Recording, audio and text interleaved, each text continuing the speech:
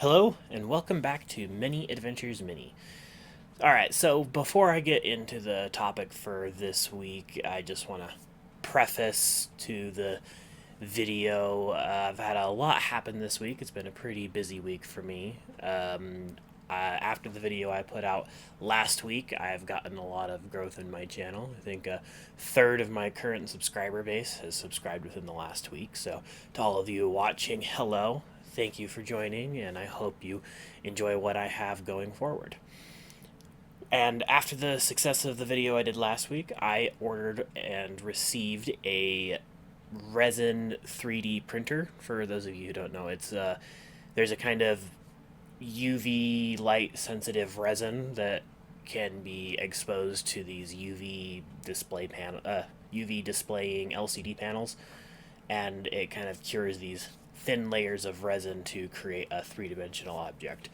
And these resin printers are a really high level of detail and quality, and that's one of the reasons I wanted to get one, because there's a lot of cool 3D files you can find online for some really cool miniatures, which is exactly what I'm going to be doing in my video today. So this is a really cool new piece of tech. You might even be able to see it back on my desk over there. It's a little difficult to see here, but it's not that big of a machine, but it's really, really cool.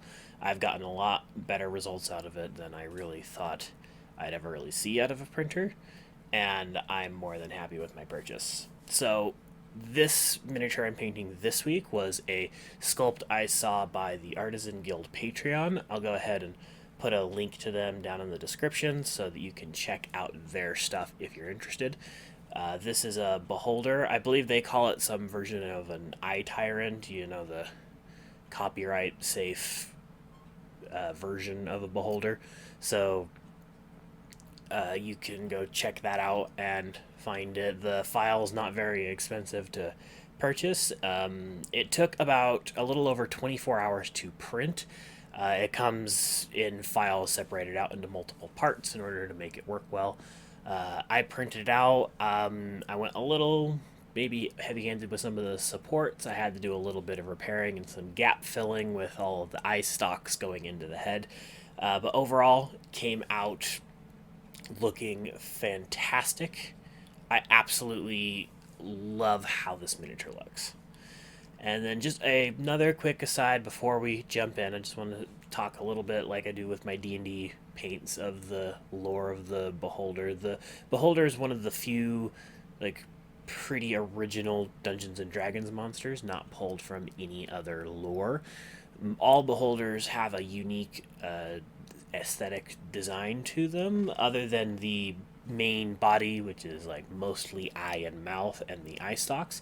A beholder can have any sort of different kinds of traits, and all beholders are completely narcissistic and believe that they are the embodiment of beauty, and that anything that does not look exactly like them is horrendous and ugly and needs to be subjugated and or destroyed.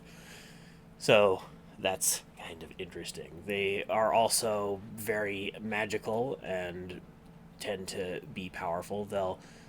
They can be very intelligent as well. They'll lead empires and other groups that they believe to be below them. So they're fascinating and classic D&D monsters, and your good, stable, big bad choice. They're a great behind the shadows sort of choice for a big bad of an adventure. So, with all of that out of the way, let's go ahead and we'll jump in, and I'll show you how I painted up this 3D printed beholder. Alright, so here are the initial images for this beholder sculpt. It's a really cool sculpt, but so I didn't really put any of the footage in here for the 3D print. I was still kind of experimenting and wasn't sure if I was going to do this on this video yet. So if you want to see more of that in the future, please go ahead and let me know if you'd like to see some of the pre-stuff. So I printed it out, did my gap filling and assembled and did a layer of priming, and then we're jumping in here in this video. So I'm continuing using my airbrush here, and I'm using this layer of this alien purple to just get myself a base coat all over the skin on this guy. I wasn't sure exactly where I wanted to go with this at this point, but this was just like my starting area. I pull out this dragon red. It's a good color that's like close on the color spectrum to the purple. So I'm just trying to add it in here and blend it into the purple a little bit, get some nice smooth transitions.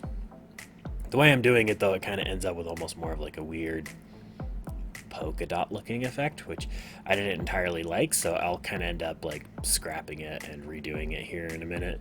I go through and I end up with more of a core of red on the head that I kind of blend out into a purple, which I liked a lot more. You can see it's kind of coming together a little bit there. Here's where I start going a little bit more heavy-handed with the red around the head, just making that kind of like the core color I'm building out from. And it's starting to take better shape a little bit here. So I'm mostly doing this with the airbrush just because it's easier to get these blends and it's a lot faster. And then I switch over to this orc blood purple just because it seems to be like a slightly more saturated color to me, a little bit more vibrant. So I switch over to this for transitioning from the red to the purple on the tentacles, the ice dock tentacles. Again, I'm just trying to get a simple blend out there. And once that basic is done, I just want to let that paint sit so it has time to settle and won't come flaking off if I do anything to it. So I use my dark stone and I come down here and use it on the base as well as the little stand holding him up. If I did something like this in the future, I'd probably try and get myself some clear resin so that I could make that stand transparent, but I didn't have the option for that at the moment, so I just went ahead with the idea of trying to make it blend into the base so that it looks kind of like stone or something like that. And then I'm also using this oak brown here on these little chests on the base. This is one of the things I do sometimes like about these 3D printed models, is a lot of them come with their own specially designed bases already, which is a neat effect and something I really like. Then I'm coming in with my off-white, this mummy robes that I'm going to use for the base color on all of the different eyeballs. So I'm just going over and putting a basic coat on here. All of these eyes are going to require a couple of coats in order to get enough opacity in there to be a believable eyeball kind of color and not kind of patchy. It's a kind of difficult, and I debated whether I wanted to go even more off-white. I thought about adding a little bit of pale yellow or something into this to get a slightly different color on the whites of the eyes, but I opted out and decided to stick with this, which I'm not entirely dissatisfied with. I think I could have done a little bit more with it, but I'm still happy with how it looks in the end. So I just go along and get this, and you'll see that, again, this is a recurring theme on a lot of my painting, is that you have to cover certain areas repeated times, sometimes repeated several times, in order to make sure you have the right opacity and layering that you want. Alright, and then coming in here on this central eye, this really is what brings the beholder together. This is one of the first things that you look at whenever you're looking at any sort of beholder miniature or image or anything like that, is like the eye is the central drawing point. And that's the case with this guy too. And it's hard to get over just because the sculpt is so amazing. I love all the stuff I've seen come from the Artisan Guild Patreon. I just purchased this one from their after store, I guess. All the patrons get access to all the STL files, but after a while they put them up for individual purchase on their store, which is where I got this one. But I'm seriously debating going and becoming a patron myself just to get access to all the new stuff that they put out, because this is great and I'd love to see more of this.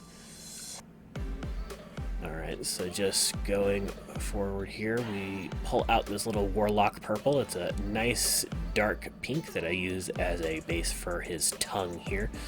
It's nothing too special, but the tongue is actually like an optional part for the miniature, but I saw it and I really liked it, just the tongue coming out with the big globs of drool, and I thought, yeah, I definitely want that on my beholder. And here's one of the more difficult parts that I had to deal with on this miniature. So pulling this out, I've got this skeleton bone, which I'm going to use to get all of his teeth and little horns he has going all over the place. I had debated with this miniature trying to paint it in sub-assemblies since it comes in multiple parts. There's 2 different eye stalk pieces that attach to the back of the head. But when I did the dry fitting, I had a noticeable gap between the eye stalks and the head in the back. So I decided to just go ahead and attach them, and I used some green stuff in order to do my gap filling and get everything to be seamless. I know it was going to make it more difficult for me on the paint job later, but I'm used to working in these kinds of delicate sorts of situations where I need to be really careful and paint from some awkward angles. So I thought I'd be up to the challenge, and I ended up not really having too many issues other than it being somewhat awkward. So I'm happy I ended up doing it this way, because this is the only way I was going to be able to get this very smooth, interesting transition of this red and purple everywhere that I really liked how it turned out. So it was worth the extra hassle of trying to paint this bone in some awkward places, reaching through tentacles and eye stalks and trying not to get paint where it wasn't supposed to be. So it was certainly a challenge, but I welcomed it, and I think the end result was well worth the effort I put in to get it. And this guy, as you can see, he has a lot more horns and little spiky bits coming out than I initially thought he did. I kept coming back and finding more areas that I hadn't quite gotten, either a whole horn that I'd missed or like a side of a horn that I hadn't quite gotten as thoroughly as I thought I had, and it was almost silly at some point. It was just like, I got so much to do here, and like I've said before, I have to do multiple layers, especially with something like this bone. It never goes on completely the way I want the first time. I have to come back and do more after the fact. So this takes a while, and a couple of times here I'll jump to a different area just to refresh my eyes and work on a different color in a different area so that I can come back and look again and make sure I didn't miss anything. Which is something you have to do when you've got so much of a similar thing like this, just to be careful and make sure you've gotten everything the way you want to and that you need to. So it's a long and tedious process. There are ways to work through it. You just gotta take it a little bit at a time, move on to a different area, and then come back and check yourself. All sorts of different stuff like that there are all sorts of little ways like that you can use to keep yourself on track and make sure you don't miss anything when you're working with something like this. So here's an example. I pull out this goblin green and jungle green, and I use the base of goblin green on all of these bits of spittle coming out of his mouth, because I figured some acidic green spit just sort of made it for this guy, and I thought it added a nice level of visual contrast. Green is kind of the nice contrasting color to this red and purple color, so I decided that I would like to use that, and it gives me a nice extra level of visual interest beyond what I'm already doing. I think it blends in very nicely, so I'm happy with how that looks. But again, this is an opportunity for me to get my eyes away, and then I can see areas that I need to go back and touch up, add a little bit more paint here and there, and just build everything up nice and slowly and surely until I get everything the way I want it to look. It's honestly, it's like, this is the part of the process I really enjoy. I kind of start getting into like a little, almost like a meditative Zen trance. I'm just sitting there listening to an audio book and enjoying painting. So here you can see I'm kind of splashing a rainbow in your face along with some of the other bright colors I have. I'm doing this for all the different eye stalks. I'm filling in all the centers with this black, and then I am taking some very bright colors and doing the iris areas around them. Some of the eyes have some interesting textures in them as well that I also color in with the colors, but I basically am just throwing a rainbow on here, and I felt this was a good representation of the beholder's different eye beam powers. They can shoot different kinds of beam effects out of their eyes in combat in Dungeons and Dragons, so I thought I'll represent that magical effect with all these different bright colored irises going on. And I went with a bright orange for the central eye.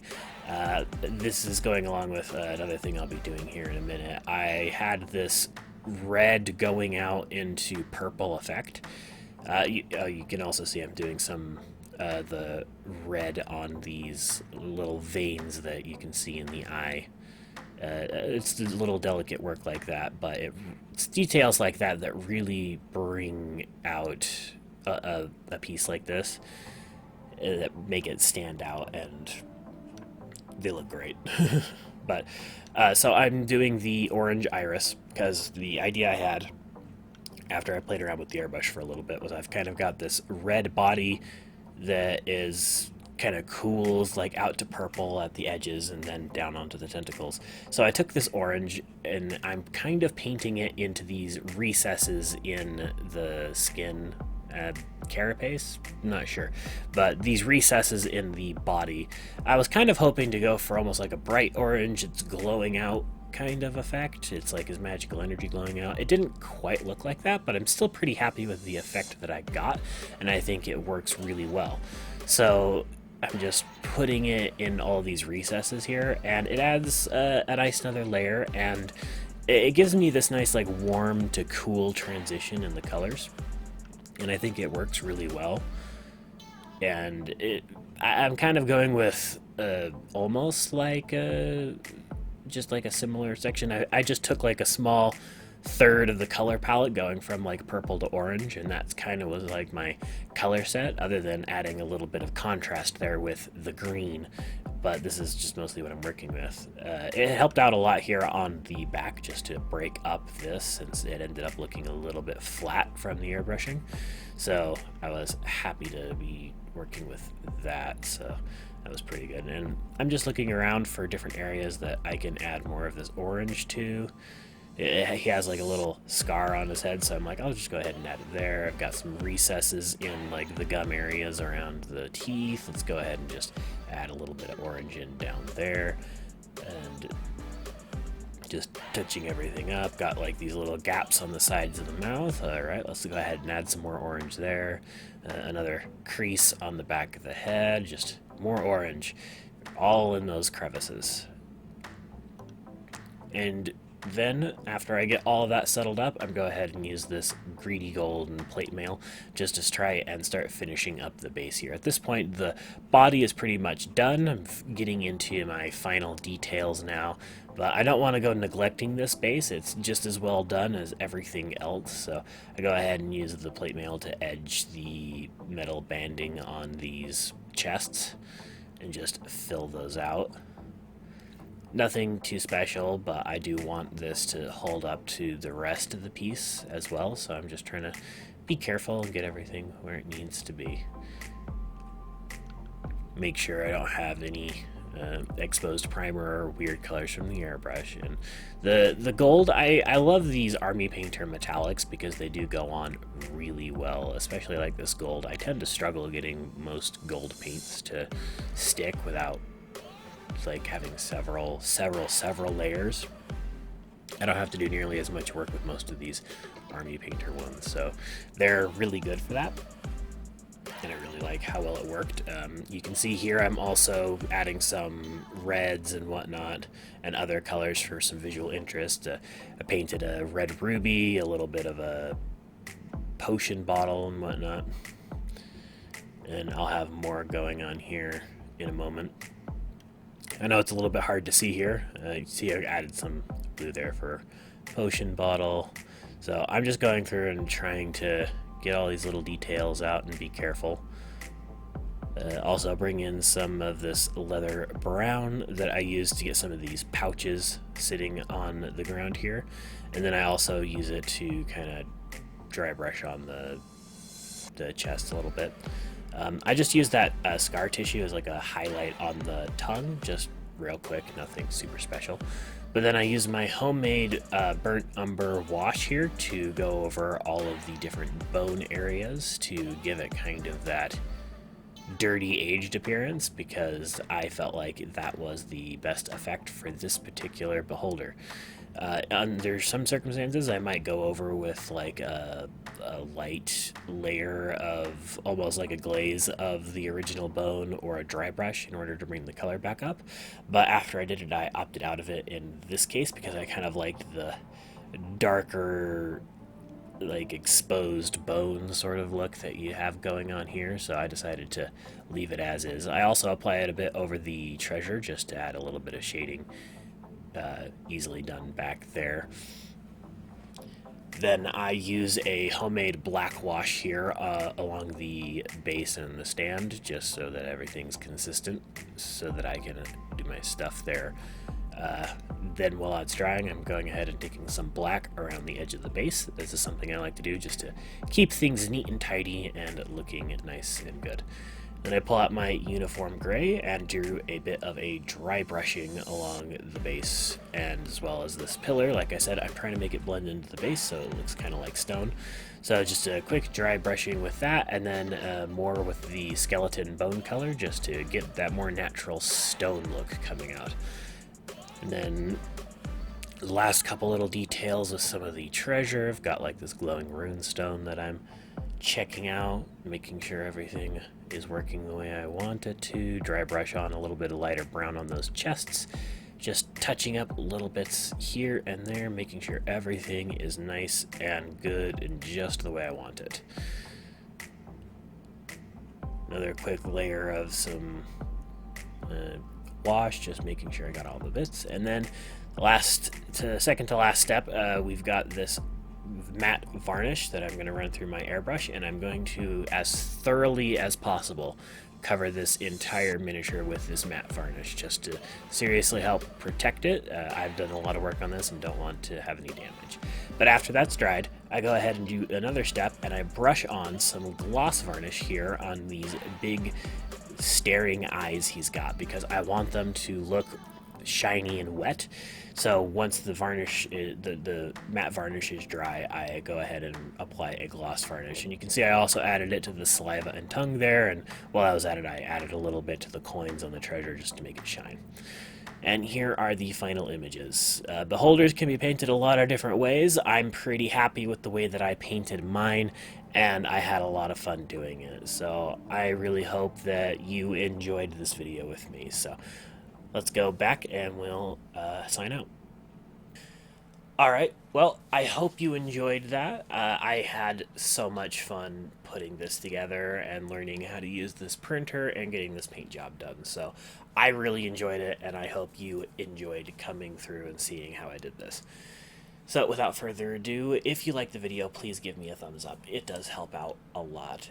If you have anything to say to me, please go ahead and put it in the comment section down below. And if you want to catch any more of my videos in the future, please subscribe and hit the bell icon so that you get notified whenever any of my videos go up. I'm also going to be putting a link down to my Etsy page where you can purchase some of the miniatures that I paint. I like to put them up there for sale. And then if you would prefer to support me in other ways, I do have a small Patreon that I'm just starting to get going. You can find a link to that down in the description. I'm looking for any suggestions people have for fun tier level ideas that I want to expand on. So if you have any ideas for that, again, comment section down below. And with that, I hope to see everybody here again next week.